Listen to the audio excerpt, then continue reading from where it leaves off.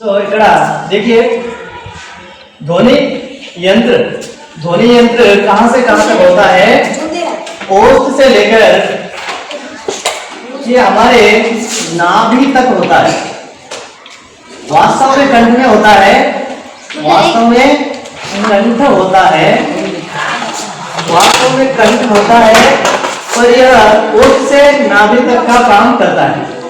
ओष्ठ से नाभि तक का काम करता है।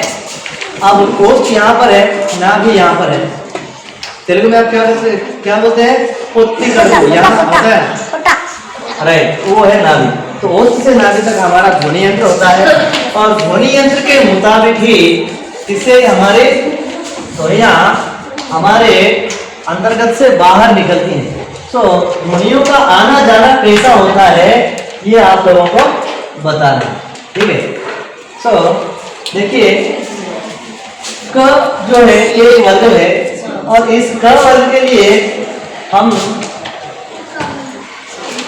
बताएंगे कंठ ध्वनियाँ कैसे, कंठ ध्वनियाँ कैसे उत्पन्न होती है। कंठ ध्वनि यहाँ लिखूंगा, नीचे तो नहीं लिख पाऊंगा क्योंकि जगह नहीं है। क वर्ग जो है, आप यदि आपके कंठ पर उंगली लगाएंगे, क कहेंगे, तो अपने कंठ से जो ध्वनि उत्पन्न होगी आपकी इस उंगली पर भी उसकी आवाज लगेगी थोड़ी, यानी जो वाइब्रेशन है ना वो लगेगी। यानी देखिए जैसे भूकंप आता है तो कहीं और भी पहले ही वाइब्रेशंस आते हैं, भूकंप के तरंग जो है सुनाई देते हैं या कुछ समझ में आता है, हवा से चलती है। वैसे यहाँ क ख ग घ अपने कंठ पर उंगली लगाकर देखने पर, उच्चारित करने पर उच्चारण की ध्वनि हमें समझ में आती है कि अक्सर यहाँ से ही उत्पन्न हो रहा है। इसलिए इन ध्वनियों को हम कंठीय ध्वनियाँ कहते हैं। किंतु इस लास्ट के वर्णों के बारे में मैं बाद में बताऊंगा। ये घ तक ही है, ठीक है। इसके बाद देखिए च छ ज झ न, तो ये जो है कंठ, और इसके बाद तालव्य ध्वनियाँ होती है। कंठ और तालव्य, कंठ यहाँ है, तालु कहाँ है? दांतों के थोड़ा ऊपर तालु होता है, फिर तालु से थोड़ा ऊपर मुर्दा होता है, ऊपर जीवा लगाओ, जीभ नालू का पही कंटिस्ते। तो तालु को जीभ हमारी छूकर आती है, च च छ ज झ, तालु दांतों के थोड़ा ऊपर जाके जीवा हमारी टच करके रिटर्न आती है। इसलिए ध्वनि इसके निर्भर होकर इसके आधारित ध्वनि बाहर आती है। इसीलिए इसी आधार पर तालव्य ध्वनि हम कहते हैं। समझिए तालव्य, आप देखिए ये ट ठ ड ढ ध, ये जो भी है ट ठ ड ढ ण, ये ध्वनियाँ उत्क्षिप्त ध्वनियाँ भी कही जाती है। क्या कही जाती है? उत्क्षिप्त, उत्क्षिप्त ध्वनियाँ कही जाती है। लेकिन इन्हें हम उठाकर फेंक देने के कारण ट ठ ड ढ उठाकर फेंक रहे हैं, ऐसा प्रतीत होता है। इसलिए हम इसे उत्क्षिप्त ध्वनियाँ कहते हैं।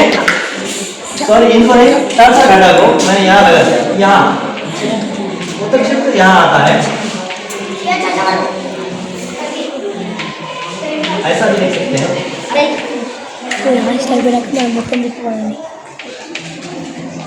उत्क्षिप्त ध्वनियाँ कहते हैं। इनको हम मूर्धन्य ध्वनियाँ भी कहते हैं। क्या कहते हैं? मूर्धन्य, इनको हम मूर्धन्य ध्वनियाँ भी कहते हैं। और इसके बाद त थ द ध न, ये जो है ये हमारे जीवा हमारे दांतों को टच करके, छू करके ध्वनि को प्रतीत करती है। इसलिए इस व्यवस्था को हम क्या कहते हैं? देखिए यहाँ दंत्य ध्वनियाँ कहते हैं, क्योंकि दांत को छूकर हमारी जीभ जो है नालका दंता वाला मुट्टुकोने वाले, so इसलिए when the tongue is touching to your tail, after the sound will come out. That's why more दंत्य ध्वनि क्या बोलते हैं, दंत्य ध्वनि कहते हैं। प फ ब भ म। ओके वेल हो गई, कोई बात नहीं, अभी चलेगा। अब ये प फ ब भ जो है होठों में टच होने से आ रहा है बात। देखिए आवाज कैसे आ रही है, सुनिए आवाज कैसे आ रही है। होठों को इनका बाबू लास्ट में सुनिए, ओठों को दोनों ओठ एक दूसरे से मिलते हैं, రెండు పెదవులు కలుస్తాయి చూడు ప ఫ బ భ। ओठों के दोनों ओठों के मिलने से आ रही है ध्वनि, इसलिए ओष्ठ ध्वनि होती है। कौन सी ध्वनि होती है,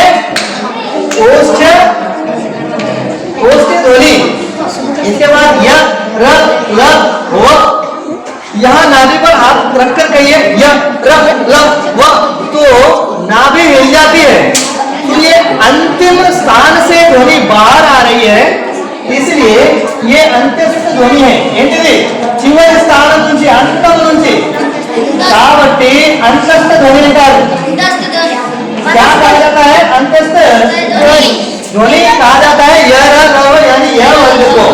ठीक है, फिर श श स ह, ये क्या है, ऊष्म ध्वनि।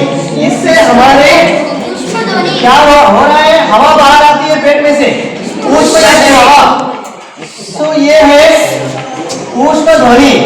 हवा बाहर आने से जो प्रतीत होती है उस ध्वनि को हम ऊष्म ध्वनि कहते हैं, इसलिए ये है ऊष्म ध्वनि, ये है अंत्यस्थ ध्वनि। और ये दो अक्षरों से जुड़कर एक अक्षर बनता है, जैसे यहाँ बताएंगे हम क प्लस श, क्या हुआ, क्या हुआ। फिर देखिए स प्लस र, क्या हुआ,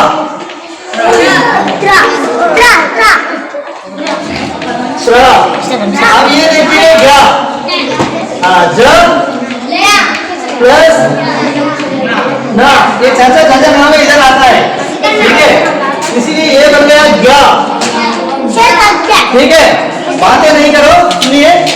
इसके उपरांत ये अंतिम अक्षर जो है इसको क्या कहा जाता है वर्णमाला में, ये मैं बताने वाला हूं। सुनिए, इसको हम 1 2 3 4 5वें स्थान पे है, इसलिए इन ध्वनियों को, हर्षवर्धन कहाँ है वो, बड़े आदमी, हाँ हर्षवर्धन सुनिए, ये 5वें स्थान पर के जो पंचम वर्ण है, इन्हें हम पंचम वर्ण कहते हैं। क्या कहते हैं,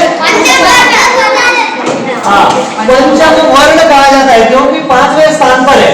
इस प्रकार हमारा ध्वनि यंत्र होता है, जैसे होता है, देखिए ये मनुष्य का मुंह हो गया, हाँ तो ये मुंह हो गया, समझो यहाँ चालू हो रहा है, फिर यहाँ जीवा होती है, इस जीवा से भी ध्वनि उत्पन्न होकर बाहर आती है। ठीक है, अब बंद करो।